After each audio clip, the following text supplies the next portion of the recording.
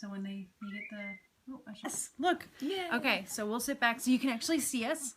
And what is that, Sean? The one? Okay. So, hi. Hello, you Ford... Oh, hi, Ford Concierge. She was on the other day with my affirmations. Oh, nice. So, this is my sister-in-law, Kristy. Hi. She's awesome. And last night, being a Christian intuitive coach, I actually gave her a reading. Hey there, Tyler. Nice to see you. So, I thought we'd do a Q&A today, where if you'd like to ask me a question about being a Christian intuitive person, you can ask and I will give you your answer. And if you'd like the perspective from someone who's been read and who is also a Christian herself and, you know, is unshakable in that, you can ask her as well. Hi, Dan. Thank you. That's Hi, my Dan. fiance. So if you have a question for me, Laura Rapp from college. Oh, hi, Laura. So if you have a question for me, say to KL, and then I'll know it's for me. And if you have a question for Kristy, you can say to Kristy, Kristy, okay? And then we'll be able to answer. So to sort of get things started, hello, finally caught up with you. It's been a busy week. I bet you worked on Monday and everything, so I hope that went really well. Any judgments on British atheists? Judgments? No. Actually, one of the people who I have a story in an anthology with is British and doesn't really have a sort of belief system. And my best friend doesn't have a belief system. And I really don't mind. You know, it's to each their own, and whatever makes you feel happy and feel like your best self, that's great. To KL, how do you help people ghosts cross over? Honestly, it's just a conversation. I've run into ghosts who usually it's some kind of a suicide and they're just worried about what happens next. And if you see a question on there and you want to remember it for you, hey Jinxie, that's Eric.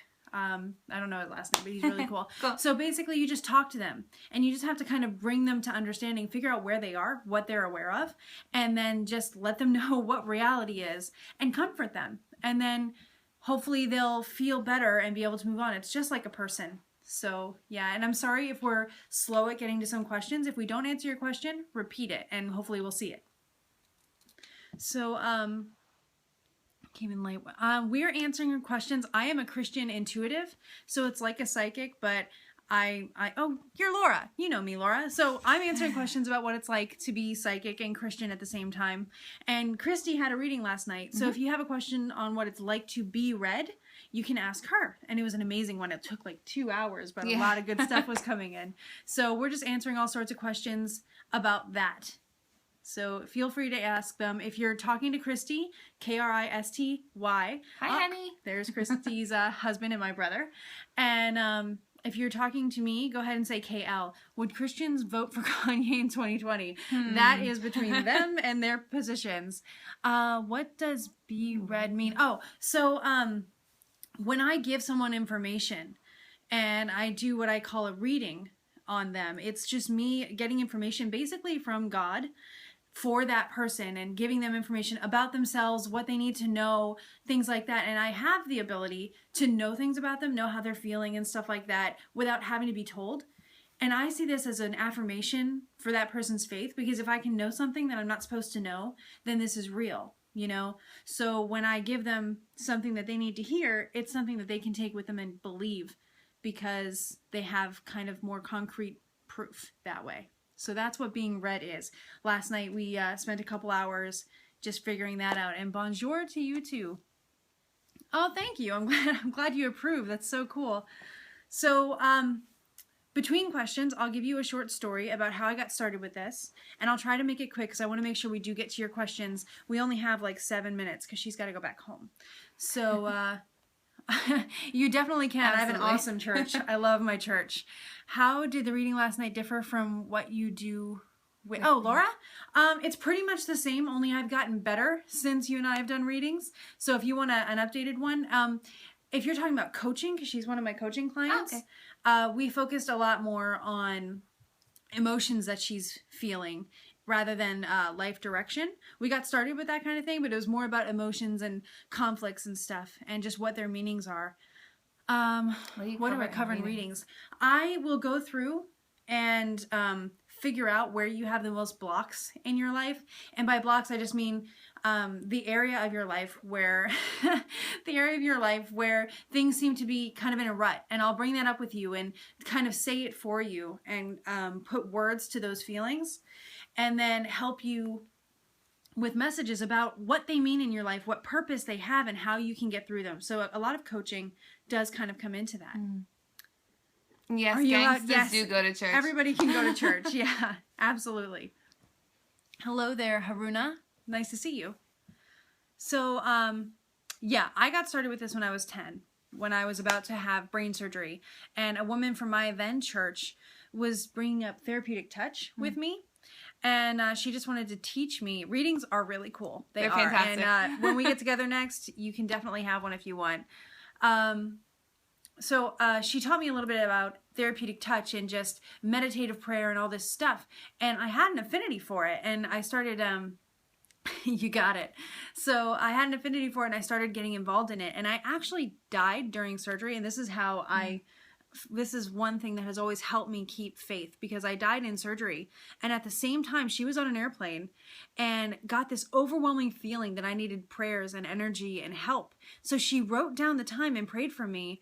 And at that time, the doctors were like this, because they didn't know what to do, because it was such a touchy thing. My brain was actually so full of capillaries, they were just bursting everywhere.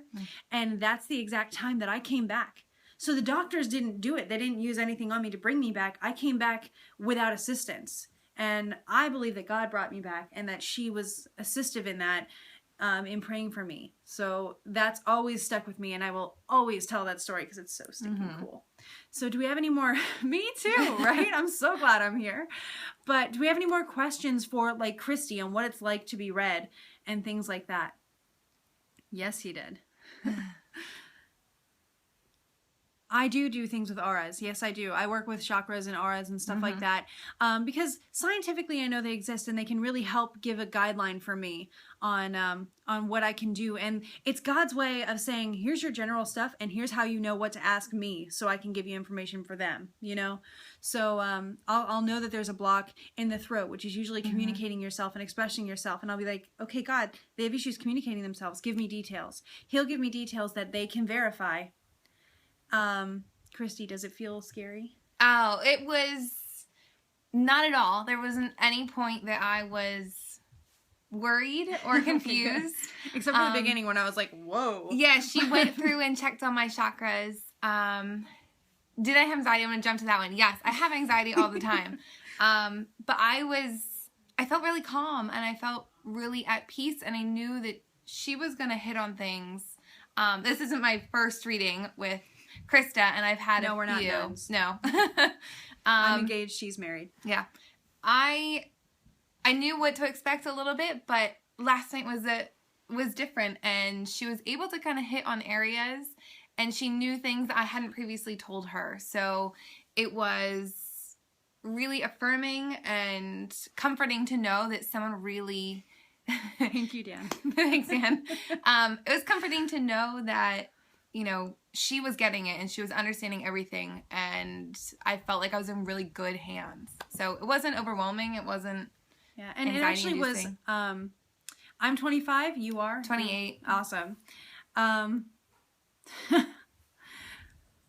Yeah, he actually probably doesn't have sound on right now, so he probably was just responding because he's my fiance, so please don't call him that. I love him. So she actually had a very spiritual and faith breakthrough last night where she was able to start hearing what God wants her to hear on her own, which I believe that everybody can do. So it was so cool for, Eric, 25 is a great age, isn't it? I love it. So far anyway, I've only been in it for about 6 months. But yeah, so I think the best thing about last night was this breakthrough that Kristy had personally with her relationship with God. Is it different now that I've been able to do this for a long time, and I've had a long time to develop it. So it's always been something that I can do, and I do it in a wide variety of ways. So it's kind of like my instinct. But now that you can hear God more clearly, how is it different for you? I was confused about it. I had been praying for a while, a few weeks ago, and I thought I heard this voice in the back of my head, and it didn't sound like mine. It didn't sound like me. And I had asked Krista about it, and she was like, oh my gosh, hey, guess what? You just had a really great conversation. And as we were having our reading last night, I kept hearing this voice, and I kept hearing it, and it actually made me kind of block out what Krista was saying at some points, because I was trying to figure out what I was being told, and the message that I was hearing was for Krista, and it was answering something that she had been, praying about. So, I don't know. I'm still trying to discern what's my voice and what is not my voice, and what is another message meant maybe for somebody else. But it's exciting, and it is eye-opening, and I can't believe that she's been doing this for so long. What's a soothsayer? Is that the same thing? I don't know. I'd have to look up the definition of a soothsayer and then say whether it's what I am or not. And is it a gift that can be developed? Your personal connection with God, like Kristy has, absolutely. It's been determined, because I work so closely with my pastor, that I have spiritual gifts for discernment of spirits and for a little bit of prophecy, which is in the Bible in Corinthians. So like I know that I'm sticking where I need to be sticking, and I work very closely with my pastor and his wife to make sure that I don't fall off the rail on that. But everybody can hear God and what he wants to do for them. Mm-hmm. That is something that everybody can develop. I truly believe that. And it's something that I like helping people develop. Oh my God, I was so happy for Kristy last night. And it's unique for everyone in their way. Like he's going to speak to you in a way that works best for you. Mm. So it may not be the same as it is for Kristy. It may not be the same as it is for me, but he gave me the ability to help people figure it out and to be sort of a voice box for him in the meantime. And that's my calling in life. God, I just want to help people develop their own thing. Clairvoyant, or someone who can predict the future. Can you do that? I would say that's synonymous with what I can do personally. Yes, I have clairvoyance. I see chakras. I see auras. I can predict what path you're on. Does not mean that will not change, because you have choices. So you can do whatever you want. But I can tell you, hey, you're headed this, for a while.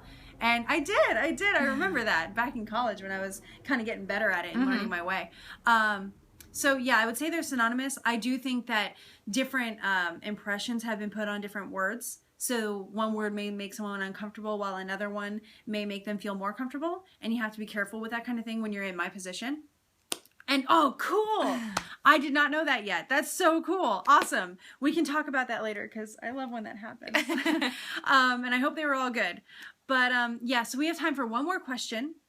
So the next question that pops up, we will answer, and we'll do this again sometime. I'm thinking about doing a Q&A pretty much every week. So you guys will have that chance. Let me know what you think about that if you want me to. How do you discern which voice wasn't yours and which were? That came from tons of practice for me, because I'm cynical. And for the longest time, my mom was like, this may not be Christian. This may not be Christian. Don't listen to it. And I'm like, okay, whatever this voice is, it's probably just me thinking. It's probably whatever. It's probably that. It's probably this.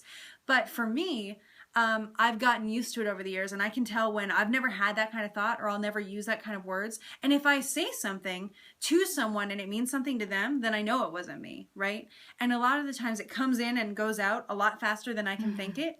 So if it's me personally talking to God, I can meditate in a way. Prayer, it's a form of prayer, but I also call it meditation, because it's just a lot of, calming and stuff like that. So I can get to a place where I hear better what God is trying to say. And it's just something that I've developed in my relationship with God to know the difference.